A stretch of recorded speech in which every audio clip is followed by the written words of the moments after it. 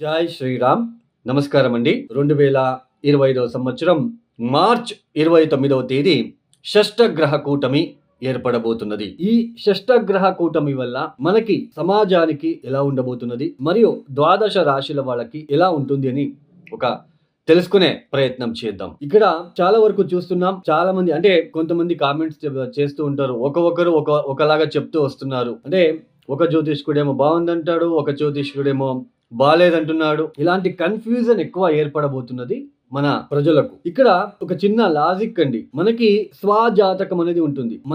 మనం పుట్టిన టైంకి మనం ఏ లగ్నంలో పుట్టాము, ఏ రాశిలో పుట్టాము. రాశి అంటే ఏంటి? ముఖ్యంగా రాశి ఫలితాలని ఎక్కువ మీరు థింక్ చేస్తూ ఉన్నారు. రాశి ఫలితాలు అంటే, రాశి అంటే ఏంటి తెలుసా? మన మనస్సు. ఇప్పుడు మన మనస్సులో ఏదో ఒకటి అనుకుంటాం. రాత్రి పడుకునేటప్పుడు రేపు సాయంత్రం లోపు నేను ఆఫీసులో ఇంత వర్క్ చేయాలి అని మీరు మనసులో వచ్చేస్తుంది. ఓకే, ఉదయాన్నే మీరు ఆఫీస్కి బయలుదేరుతారు. ఆ రోజు ఎప్పుడైతే మీరు రాత్రిపూట అనుకొని ఉంటారో సాయంత్రం లోపల అన్ని పనులు నేను మాక్సిమం చేయాలని, ఆ పనుల్లో మీరు ఎంతవరకు సక్సెస్ అవుతారు అనేది లగ్నం. ఇదే అండి లగ్నం అంటే. రాశి అంటే జస్ట్ మనసు లేదు అనుకుంటారు, అది కరెక్ట్ గా మీరు కార్యరూపంలో చేయాలి కదా. దాన్ని ఎంతవరకు మీరు సక్సెస్ చేస్తారు అనేది లగ్నం ఇంపార్టెంట్. లగ్నం చూపిస్తుంది. అంటే దశాభుక్తిలో మనకి మంచి దశాభుక్తులు జరుగుతూ ఉంటే మీరు అనుకున్నట్టుగానే, మీ మనసులో వచ్చినట్టుగానే మీరు చేసేస్తారు. చాలా మందికి ఆశలు ఉంటాయి.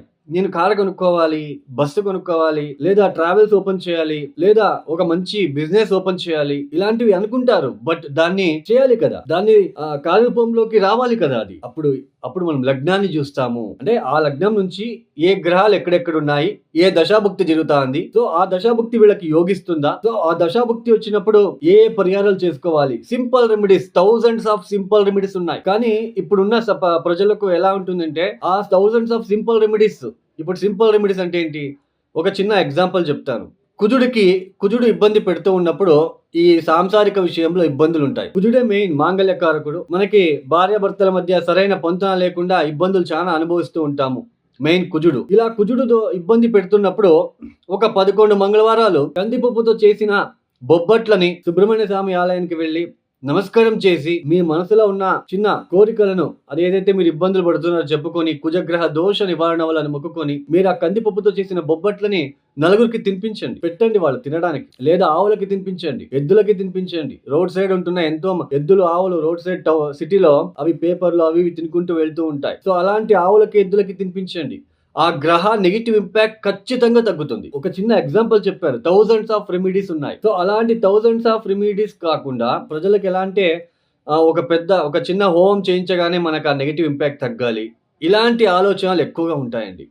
అలా జరగదు కదా. మీరే ఆలోచించండి. మనకి ఆ గ్రహ నెగిటివ్ ఇంపాక్ట్ తగ్గాలంటే కొన్నిసార్లు రిపీటెడ్ గా మనం చేసుకుంటూ వెళ్ళాలి. కొన్ని పరిహారాలని మనమే కదా అనుభవిస్తున్నది. ఆ ఒక నెగిటివ్ ఇంపాక్ట్ ని మనం చేసుకోవాలి. సో ఇలా థౌజండ్స్ ఆఫ్ సింపుల్ రెమెడీస్ ఉన్నాయి. అంటే జన్మరాశి వేరు, మనకి లగ్నం వేరు. లగ్నం అంటే టోటల్ బాడీ, ఆ బాడీలో వచ్చే మనస్సే మనకి రాశి. సో ఇలా మనకి జన్మ లగ్నానికి, జన్మరాశికి చాలా డిఫరెన్సెస్ అనేది ఉన్నాయి. ఇప్పుడు ఈ ఒక షష్టగ్రహ కూటమి ఏర్పడబోతున్నది 2025 మార్చి మాసంలో 29వ తేదీ. అంటే సూర్య, శని, బుధ, శుక్ర, రాహు, చంద్రులు, ఈ షష్టగ్రహ కూటమి 6 గ్రహాలు కాలపురుష చక్రం నుంచి, అంటే మేషరాశి నుంచి వ్యయస్థానంలో ఏర్పడబోతున్నది. 6వ స్థానంలో కేతు గ్రహం.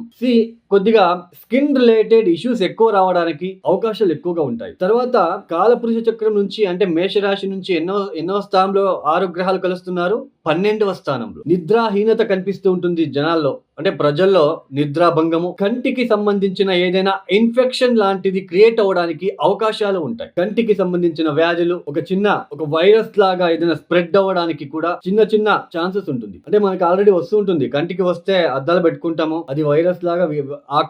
ఎవరికైతే కంటికి ఇబ్బందులు ఫేస్ చేస్తూ ఉంటారో, ఆ కన్నుని ఇంకొకరు బాగున్న వ్యక్తి చూస్తే వాళ్ళకు కూడా వైరస్ లాంటిది మనకి స్ప్రెడ్ అవుతుంది. అలా కంటికి సంబంధించిన ఇబ్బందులు ఎక్కువ ఫేస్ చేయవలసిన ప్రమేయం కూడా వస్తుంది. కొంచెం జల ప్రళయాలు అంటే ఇక్కడ అవ్వడానికి అవకాశాలు ఎక్కువగా ఉంటాయి. ఎందుకంటే జలతత్వ రాశిలో 6 గ్రహాలు మనకి కలుస్తున్నారు. చంద్రుడు కూడా అక్కడే ఉంటున్నాడు. తర్వాత పైగా కుజుడు మనకి కుజస్తంభనం కూడా జరుగుతున్నది ఆ సమయంలో కర్కాటక రాశిలో సంచారం. సో కొంచెం సామాజిక వర్గంలో కొంచెం ఏదైనా ఇబ్బందులు ఎక్కువ అయ్యే సూచనలు కొద్దిగా మార్చ్, ఏప్రిల్, మే, జూన్, జూలై, ఆగస్టు వరకు మనకి కనిపిస్తుందనే తెలుసుకోవచ్చు. అంటే ఏదో పెద్దగా అయిపోతుంది అని కాదండి. ఏదో చిన్న చిన్నవి ఏదైనా ఇబ్బందులు వచ్చే సూచనలు సామాజిక వర్గంలో కనిపిస్తూ ఉంటుందనే ఇక్కడ మనం తెలుసుకోవచ్చు. అందులోన సూర్య, శని, రాహు ఒకే ఇంట్లో కలుస్తున్నారండి. కొంచెం ఇబ్బందులు ఎక్కువగా ఉంటాయి. కొద్ది రోజులు ఈ మార్చ్, ఏప్రిల్ మాసంలో కొంచెం ఇబ్బందులు ఎక్కువ ఉండడానికి అవకాశాలు ఉంటాయి. ఈ ఒక షష్టగ్రహ కూటమి వల్ల మనకి ద్వాదశ రాశుల వాళ్ళకి ఎలాంటి ఫలితాలు రాబోతున్నాయని మనం కొద్దిగా తెలుసుకుంటూ వెళ్తామండి. తదుపరి రాశి మీనరాశి. ఈ మీనరాశి వాళ్ళకి ఈ షష్టగ్రహ కూటమి అనేది మీ జన్మ రాశిలోనే సంభవిస్తున్నది. ఈ సమయంలో మీకు ఈ సంవత్సరంలో ముఖ్యంగా శని అంటే ఏళ్ళనాటి శని ప్రారంభం, అంటే జన్మ శని, చతుర్థ గురువుతో వ్యయస్థానంలో రాహు, ఇలా కొంచెం మీన రాశి వాళ్ళకి కొద్దిగా అనుకూలంగా ఉండదండి ఈ సంవత్సరము. అంటే 2026లో అనుకూలత ఫలితాలు వస్తాయి. 2026 యుగాది తర్వాత. బట్ ఇక్కడ 2025 మాత్రం కొద్దిగా ఇబ్బందులు తప్పవు. బట్ మీ దశాభుక్తి చూసుకోండి. భయపడకుండా మీ దశాభుక్తి చూసుకోండి. భయం వదిలేయండి. అన్నీ అంటే మీరు ఎక్కడ యూట్యూబ్ ఓపెన్ చేసిన మీనరాశికి అలా జరుగుతుంది, ఇలా జరుగుతుంది, అవన్నీ పక్కన పెట్టేసి దేవనామస్మరణం చేస్తూ మీరు వెళ్ళండి. ఈ షష్టగ్రహ కూటమి వలన కొద్దిగా మానసిక ప్రశాంతత లోపించడము, లేజినెస్, శారీరకంగా ఇబ్బందులు కావచ్చు. మెయిన్ మీ పైన అపవాదం, కొద్దిగా వృథా తిరగడం, ఎక్కువ ఒక చోటు ఉండలేకపోవడము, తిరుగుతూ ఉండడం లాంటిది, వ్యసనాలకి బానిస అవ్వడము. సో ఇలాంటివి ఎక్కువగా ఉంటాయి. ఒక భయం అనేది ఏర్పడుతూ ఉంటుంది ఈ ఒక సమయంలో. 6 గ్రహాలు మీకు జన్మరాశిలో ఉంటున్నారు కాబట్టి కొంచెం భయము లాంటివి ఏర్పడే సూచనలు ఉంటాయి. నెగిటివ్ థాట్స్, నెగిటివ్ థింకింగ్ లాంటిది రావడము, ఇలాంటివన్నీ మీరు ఫేస్ చేయవలసిన ఒక ప్రమేయం ఏర్పడుతూ ఉంటుంది. భార్యాభర్తల మధ్య కొంచెం తగాదాలు, గొడవలు లాంటిది, మనస్పర్ధలు లాంటిది, ఎప్పుడూ పడుకోవాలి అనిపించడము, తర్వాత ఆరోగ్యం విషయంలో ఇబ్బందులు, మెయిన్ స్టమక్ రిలేటెడ్ ఏదైనా ఇబ్బందులు, ఈ సమయంలో కొద్దిగా సర్జరీ లాంటివి కూడా, చిన్నపాటి సర్జరీలు జరిగే సూచనలు కూడా కనిపిస్తున్నాయి ఈ యొక్క మీనరాశి వాళ్ళకి. మొత్తానికి మీనరాశి వాళ్ళకి ఈ 6 గ్రహాల కలయిక జన్మరాశిలో ఉంటుంది కాబట్టి కొద్దిగా మీరు భయం వదిలేయండి.